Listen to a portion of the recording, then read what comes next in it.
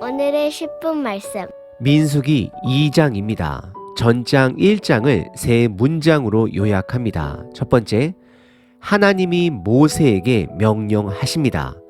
지파별로 전쟁에 나가 싸울 수 있는 남자들의 숫자를 계수하도록 명령하십니다. 두 번째는 지파별로 지휘관을, 리더를 세웁니다.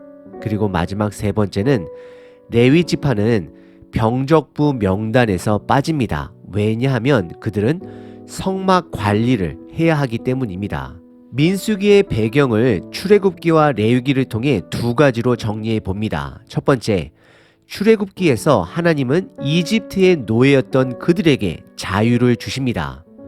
광야에서 그들의 정체성을 하나님의 백성으로 만들어 가십니다.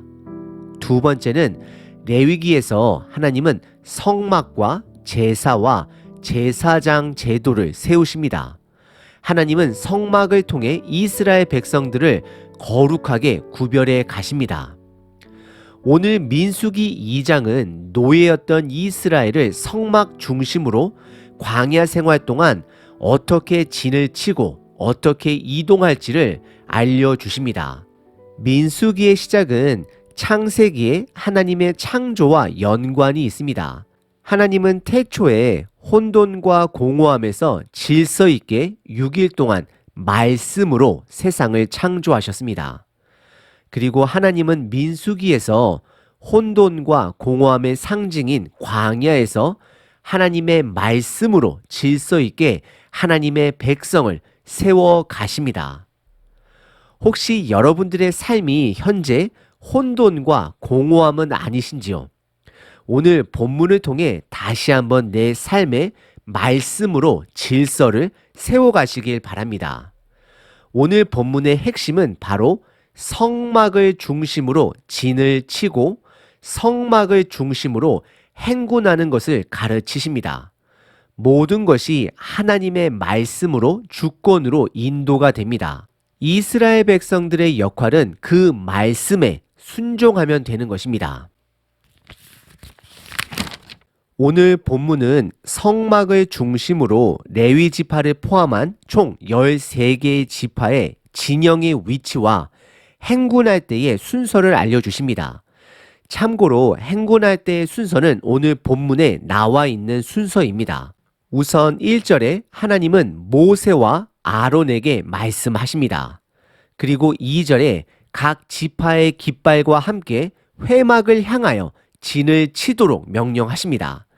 여기서 특이한 표현은 회막을 향하여 사방으로 진을 치라 명령하십니다. 성경은 회막의 중요성을 강조하고 있습니다. 회막이 그들의 핵심 공간이 됨을 드러내는 것입니다. 회막은 예수님의 그림자입니다. 우리 삶의 핵심 공간은 예수님의 말씀이 되어야 합니다. 그리고 성경은 동쪽을 시작으로 동쪽에 위치할 지파, 남쪽에 위치할 지파, 그리고 레위인들의 지파의 위치와 이어서 서쪽 지파들의 위치와 북쪽 지파들의 위치를 순서대로 설명을 합니다. 그리고 다시 한번 말씀드리면 행군을 할 때는 동쪽의 지파가 가장 앞서게 되고 그 다음에 남쪽의 지파, 그 다음에 레위 지파, 그 다음에 서쪽의 지파들, 북쪽의 지파들 순서대로 이동을 하게 됩니다. 참고로 동쪽은 고대 근동의 기본 방향입니다. 왜냐하면 해가 뜨는 쪽이기 때문입니다. 그리고 성막의 입구 또한 동쪽에 위치하고 있습니다. 레위 지파를 제외한 나머지 지파의 숫자는 12지파입니다. 그럼 12지파를 동쪽, 남쪽, 서쪽, 북쪽으로 각각 4그룹으로 나누게 되면 총 3명의 지파가 각각 들어가게 됩니다. 3절에 첫 번째 동쪽에 진을 치는 3지파를 설명합니다. 유다 지파, 이사갈 지파, 그리고 스불론 지파입니다. 그리고 이 동쪽의 3지파 중에 리더 지파는 유다 지파가 됩니다. 그리고 다시 한번 말씀드리면 이동 시에는 이 동쪽 지파가 가장 선두에 서게 됩니다. 그리고 10절에 두 번째 남쪽의 3지파를 소개합니다. 루벤, 시므온, 갓지파입니다.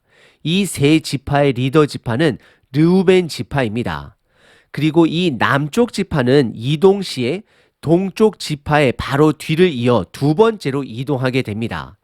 그리고 성경은 17절에 보시면 서쪽 지파가 아닌 레위 지파를 먼저 설명합니다. 이것은 왜냐하면 진군할 때에 맨 앞은 유다가 이끄는 동쪽 지파, 그리고 그 뒤를 따르는 남쪽 지파, 그리고 중앙에 레위 지파 사람들이 이동하게 됩니다. 그래서 17절에 레위 지파를 설명합니다. 참고로 레위 지파는 성막을 중심으로 바로 성막 주변에 진을 칩니다. 동쪽에는 모세와 아론의 자손인 제사장들이 진을 치고 레위의 3명의 아들들의 자손이 남쪽, 서쪽, 북쪽에 진을 칩니다. 남쪽에는 고앗 자손이, 서쪽에는 게르손 자손이, 그리고 북쪽에는 무라리 자손이 진을 칩니다. 그리고 18절에는 서쪽의 세 지파들을 설명합니다. 에브라임, 므낫세, 그리고 베냐민 지파입니다. 서쪽 지파의 리더는 에브라임 지파입니다. 그리고 25절에 북쪽의 마지막 세 지파를 설명합니다. 단, 아셀, 납달리 지파입니다. 그중 북쪽 지파의 리더는 단 지파입니다. 오늘 본문은 성막을 중심으로 진을 치는 지파들의 구조와 진군을 할 때에, 행군을 할 때의 지파들의 구조를 보여줍니다. 그리고 32절서부터 34절까지는 말씀에 순종하여 이들이 진을 치기도 하고 행진을 하기도 했다라고 성경은 기록합니다. 민수기 2장은 성막을 중심으로 진을 치고 행군하는 이스라엘의 조직화된 모습을 보여줍니다. 그들은 공허한 광야에서 성막을 중심으로 하나님의 임재를, 하나님의 나라를 가시적으로 드러내고 있습니다. 지금 이 시대에 교회도 동일합니다. 교회의 중심은 당연히 말씀이 되어야 합니다. 그리고 그 교회 공동체가 말씀에 순종할 때에 하나님의 임재가, 하나님의 나라가 드러납니다. 조금 더 구체적으로 예수님의 명령 중에 가장 핵심이 되는 3가지 말씀을, 명령을 살펴보겠습니다. 첫 번째는 공동체가 서로 사랑해야 합니다.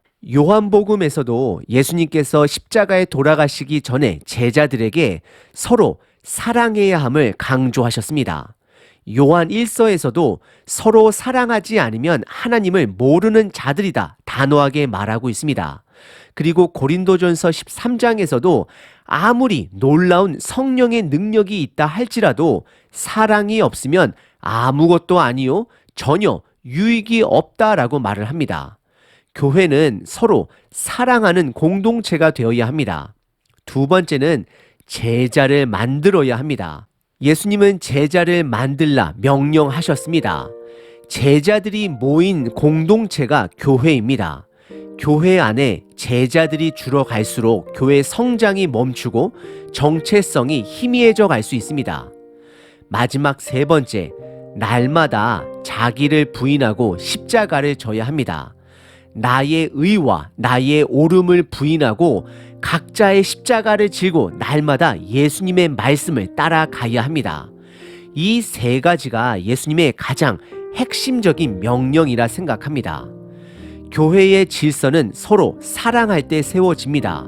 제자를 만들 때 세워집니다. 그리고 마지막으로 각자의 믿음의 사람들이 자기 자신을 부인하고 각자의 십자가를 날마다 질 때 공동체의 질서는 세워집니다.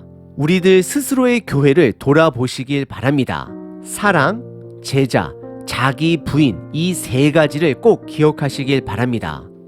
하나님, 하나님의 사랑의 능력으로 서로 사랑하기를 결단합니다. 예수님처럼 제자 만드는 삶을 살기를 결단합니다.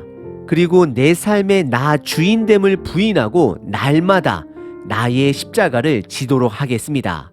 아멘.